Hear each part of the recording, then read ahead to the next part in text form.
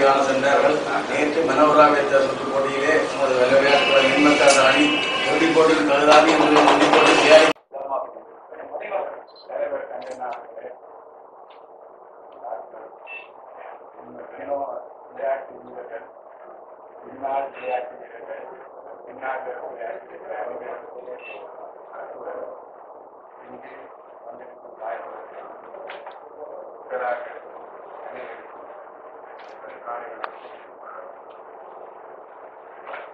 நிர்காலமாக அடித்துக் கொண்டு வந்து எங்களை எந்த காலத்தில் எங்களால் ஆனால் இளைஞர்களிலே முயற்சி பார்க்க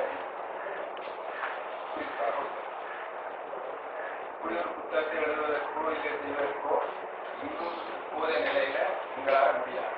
ஆனால் வெளிநாட்டில் இருக்கும் இளைஞர்கள் இப்படி ஒரு புத்தகத்தை எடுத்திருக்கிறார்கள் இருக்கும்போது சொல்ல முடியாத சிரமங்கள் ஏற்பட்டு எல்லோரும் அவருக்கு விடாமுயற்சி இந்த புத்தகத்தை வெளியிட்டிருக்கிறார். நாங்கள் 50 வருடம் நாங்கள் செய்த சிறுவை சேர்த்து அவர்கள் ஒரு வருடத்தில் சொல்லியிருக்கிறார்கள். அம்மளவுக்கு வித்தியாசப்பட்ட புத்தகத்தை வெளியிட்டிருக்கிறார்கள். இதை நினைத்து நானும் எங்கள் தந்தை மக்களும் மிகவும் பெருமைப்படுகிறோம். உங்களுக்கு தற்போதுள்ள நிலையில் சில பிரச்சனைகள் இருக்கு. முதலாவதாக எங்களுக்கு உள்ள பிரச்சனை எங்களுக்கு ஒரு சரியான மைதானம் இல்லாமல்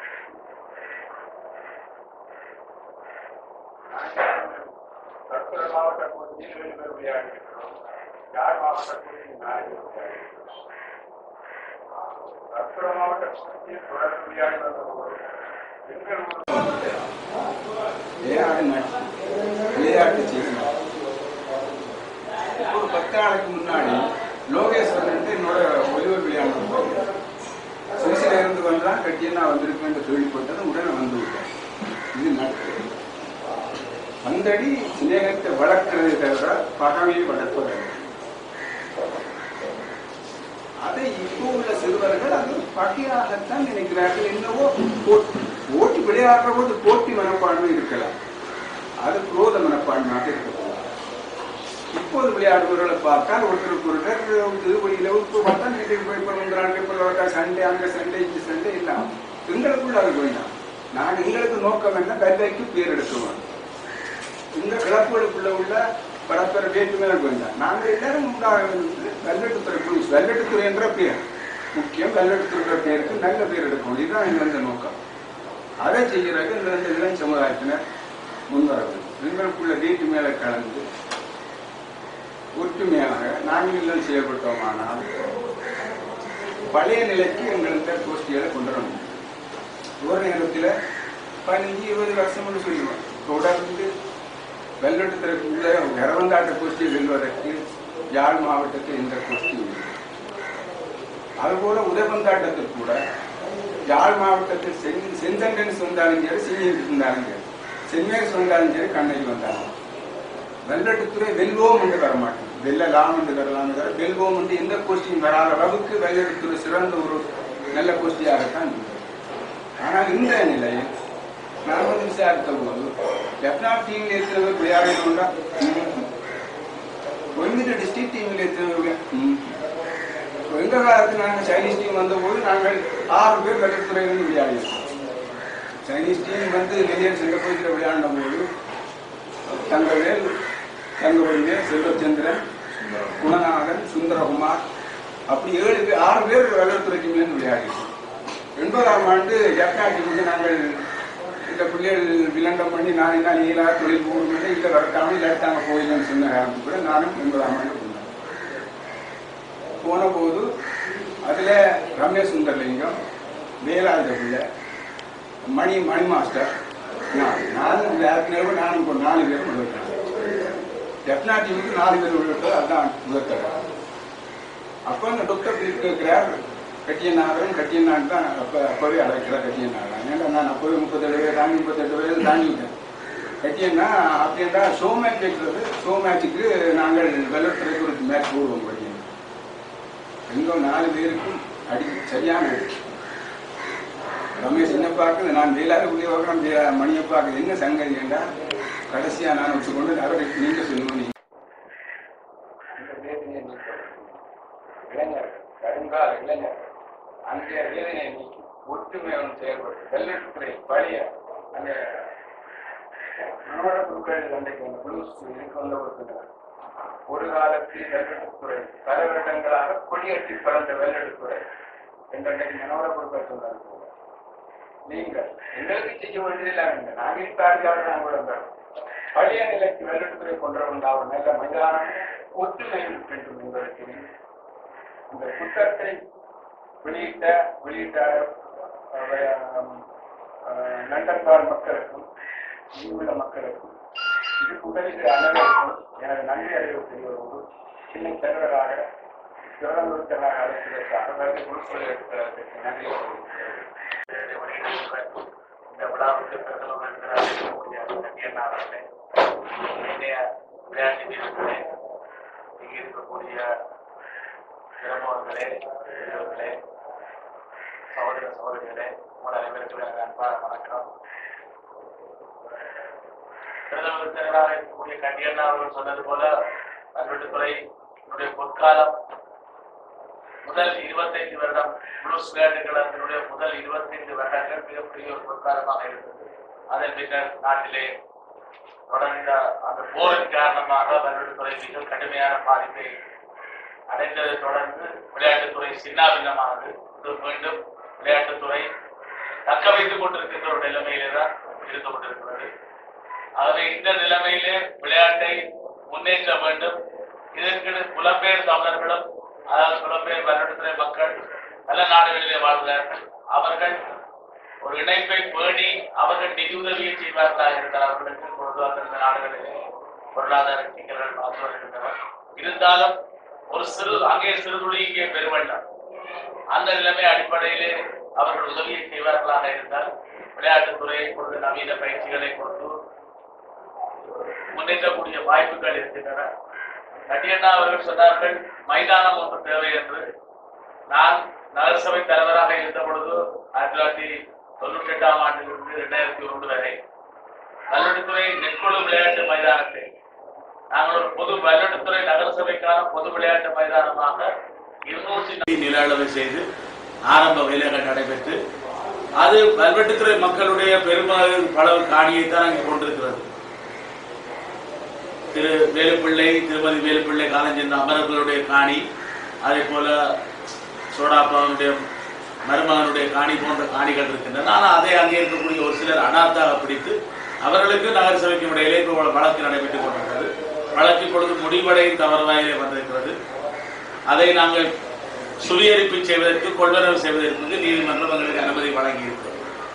ஆகவே இந்த நிதியை நாங்கள் பருவமாக இருந்தால் இப்பொழுதே விளையாட்டு மைதானம் சர்வதேச அளவிலே இருக்கக்கூடிய விளையாட்டு மைதானத்தை நாங்கள் இன்னும் ஒரு 6 மாதத்துக்குள்ளே நாங்கள் அதை கையகப்படுத்தி அல்லது சுவீகரித்து செய்யக்கூடிய எல்லாமே இருக்கிறது. படிப்படியாக ஒரே இரவிலே ஒன்றையும் செய்ய முடியாது, ஒரு நாளிலே செய்ய முடியாது.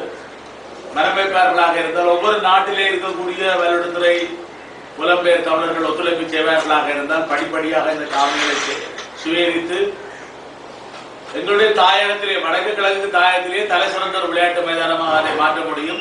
இதைவிட இப்ப அரசாங்கம் ஒரு முயற்சி எடுத்து வருகின்றது. ஒவ்வொரு மாகாணத்துக்கும் ஒவ்வொரு விளையாட்டு மைதானம், இப்பொழுது மாகாணத்துக்கான விளையாட்டு மைதானமாக கிளிநொச்சி தெரிவு செய்யப்பட்டு அதுக்கான வேலைத்திட்டம் நடக்கிறது. அதை விட ஒவ்வொரு பிரதேச செயலத்துக்கு ஒரு விளையாட்டு மைதானம் இருக்கிறார்கள். 400 மீட்டர் ஓடக்கூடிய 400 ட்ராக் ஓடக்கூடிய எந்த மைதானமும் வடமராட்சி வடக்கு பருத்தித்துறை டீசனிலே இல்லை. ஆனால் நாங்கள் திட்டமிட்ட இந்த நெற்குழு மைதானத்திலே ஒரு சிறு பகுதியை நாங்கள் இப்பொழுது சுயரித்து அல்லது வாங்கினால் கூட 400 மீட்டர் போடக்கூடிய எல்லாமே இருக்கிறது. நெற்குழு மைதானம் தான் புளூஸ் விளையாட்டு கழகம் அங்கே பிரகாசித்த பொழுது பாவித்த பெரிய ஒரு பிரபலமான விளையாட்டு மைதானம். ஆகவே அதை செய்யலாம், அல்ல அதை விட வேறு மைதானங்களுக்கு நாங்கள் ஊக்குவிக்கலாம். நான் அதைத்தான் செய்ய வேண்டும் என்ற நிலைமையில இல்லை. அதே போல வேறு ஏதாவது காணியை வாங்க முடியுமா அல்லது சுவீகரிக்க முடியுமாக இருந்தால் அந்த முயற்சிகளை எடுக்கலாம். இதிலே நாங்கள் சகல விளையாட்டுகளை அவர்கள் விளையாட்டு அமைச்சு இன்றைக்கு வகுத்த திட்டத்தின் அடிப்படையிலே முழு விளையாட்டுகளை உள்ளடக்கிய ஒரு பிரதேசத்துக்கான விளையாட்டு மைதானமாக அவற்றை மாற்றி அமைக்கக்கூடிய வல்லமையிலே அதை நகரசபை தொடர்ந்து அந்த முயற்சிகளை எடுக்கும். ஆனால் வெறுமனே நகரசபையிலே நிதி நிலைமை இல்லை.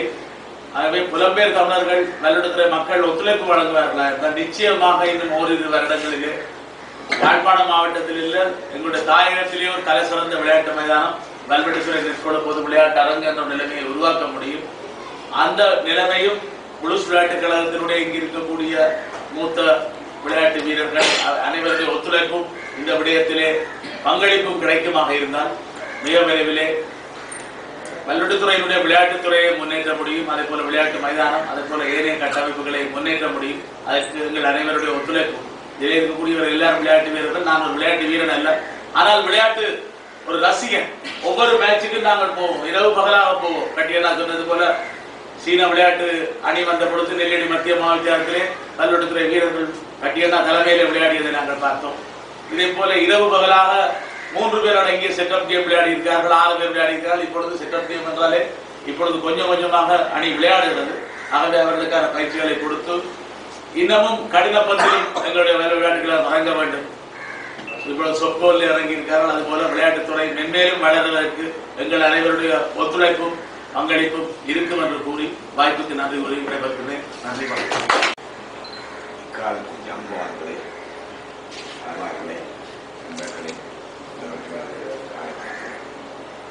கட்டி சொன்னது போல் 80 பற்றி சொன்னார். நான் 60 பற்றி சொல்லுவேன். 60 நான் saint Joseph football captain, Antony சிம்பரிஸ் கேப்டன், வேர்ல்ட் ஆஃப் டீமுக்கு நான் செலக்ட் பண்ணேன். என்னை நர்மனுக்கு தான் செலக்ட் பண்ணேன். 75 பேர் செலக்ட் பண்ணாங்க. முதல் ஒரு இடத்துல சென்டர் நான் சென்ட் ஜோசப் ட்ரெயினிங் ஓரான ட்ரெயினிங் நேரம் 3:30 மணிக்கு தோங்கினா 6:30 மணி வரைக்கும் ட்ரெயின். சிஎஃப்ஐ கோச் நல்லா இருக்கலாம். அந்த 50 பேர் சேர்ந்து 25 பேர் ஆகும். 25 பேர் வந்து கடந்த ட்ரைனிங் 15 பேர் ஆகும். இந்த 15 பேர் அதிலே நானும் ஒரு நேரம் செலக்ட் பண்ணுவோம். என்ன லெஃப்ட் பேக்கு போட்டாங்க. அப்போது இந்த முழம்பின் நடக்கும் ஜப்டான் முழம்பு. அப்போ எங்களை வல்வெடுத்தல் ப்ளூஸ் இந்த இப்போ இந்த சான்ஸே இல்லை. அப்போ நான் சென்ட் ஜோசப் வந்து இருப்பேன் சைடில் வந்து இவ்வளோங்கிறப்ப நான் செலக்ட் பண்ணும்போது என்ன ஆசைபூர்வம் கேட்டது விளையாட சொல்லி ஹரியால யுனைடெட் கேட்டது விளையாடு. நான் சொன்னேன், நான் தாய்மண்ணுக்கு மாதிரி கொடுக்குறேன், சொந்தமாக டீம் வருது, அதுக்கு தான் விளையாடும் நல்ல ப்ளூஸ் விளையாடு. அப்போ அவங்க சொல்லுவாங்க, நான் வளர்க்குற ப்ளூஸை ஆனேன் வளர்க்குற சொன்னால் நீ வீட்டி ப்ளூஸ் ஆனேன் சொன்னேன். பொறுமை அவன் தட்டி வாங்கி வருவாங்க. புண்ணாக்கு கப்பல் வாழைப்பழம் திண்டு காட்டு தரமாக வருவாங்க பாருக்காங்க. அதே மாதிரி தட்டி வாங்கலாம். சிவமான சைலம் இந்த பழையாக்கள் தான் மேட்சை பார்க்க யாழ்ப்பாணம் வருவான். அந்த காலம் 1960 அந்த காலத்தில் நாங்கள் பிடித்த பிடி இந்த படம் எல்லாம் பார்த்துருக்க நினைக்கிறது. இந்த வருகிற ப்ளூஸ் படம் நான் போட்டி அது ஒரு குடும்பத்திலேருந்து 5 பேர் இருக்காங்க. கவர்மெண்ட்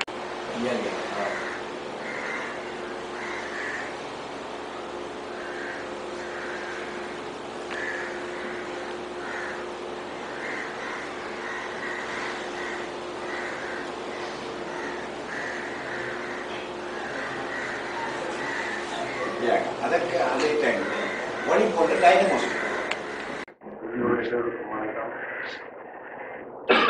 50ஆம் ஆண்டு பொன்விழா கொண்டாடம் அறுவடம் வந்து 2 வருஷம் இன்னும் வெளிப்பட்டேன். ஆனால் எவ்வளவு பங்கு பெற்று வேண்டும் நான் நினைச்சுட்டே இருந்தோம். ஆனால் 50ஆம் ஆண்டு விழா நடக்கும் என்று இன்டர்நெட்டில் பார்த்தேன். இந்திய உறுப்பு நடைபெறும் கேள்விப்பட்டேன். ஆனால் எனக்கு நேரடியாக தகவல் கிடைக்கவில்லை. நானும் வருவேன் என்று எதிர்பார்க்கிறேன். இந்த பொன்விழா நாளை நினைக்கும் பொழுது ப்ளூஸ் ஆரம்ப காலத்தில் நிறுவனம் கம்மியான அந்த காலத்தில் ஆரம்ப காலத்தில் இருந்த அந்த பேர் நான் ப்ளூஸ் என்ற பெயரை உருவாக்குவதற்கும் உதவியாக இருந்தவர்கள் என்று பெருமைப்படுவேன்.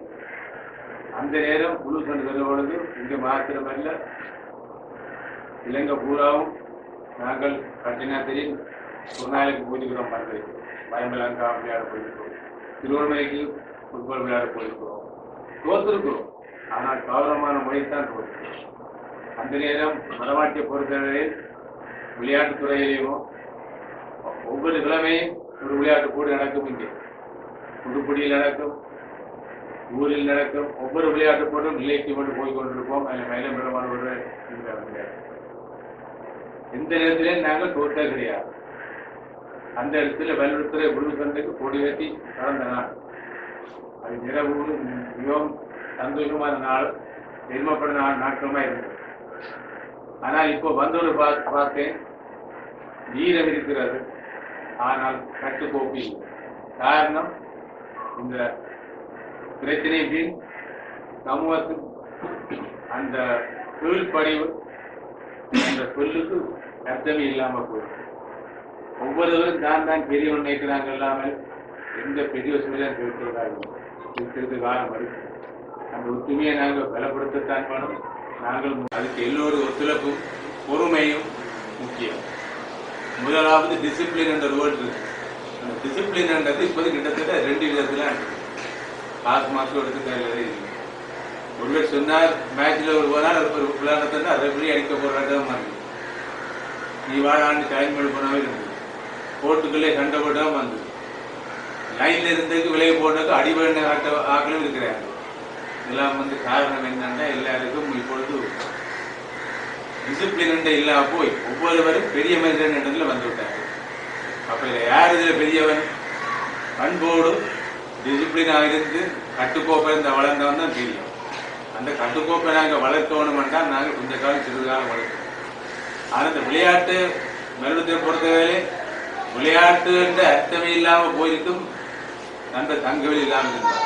இந்த கஷ்டமான காலத்திலும் ஏதோ முயற்சி எடுத்து ஏதோ சிறு சிறு போட்டி வைத்தோ ஏதோ மனத்தியாகவும் கஷ்டப்பட்டோ இன்று விளையாட்டுகளுக்கு நன்றியை கூறிக்கொண்டு இப்புத்தக பதிவை ஆரம்பிக்கலாம் என்று நினைக்கின்றேன். முதலாவதாக பிரதம விருந்தினர்கள் புத்தகம் வழங்க மயிலர் பெருமாளையார்கள் நாங்கள் படிப்புகளை பகிர்ந்து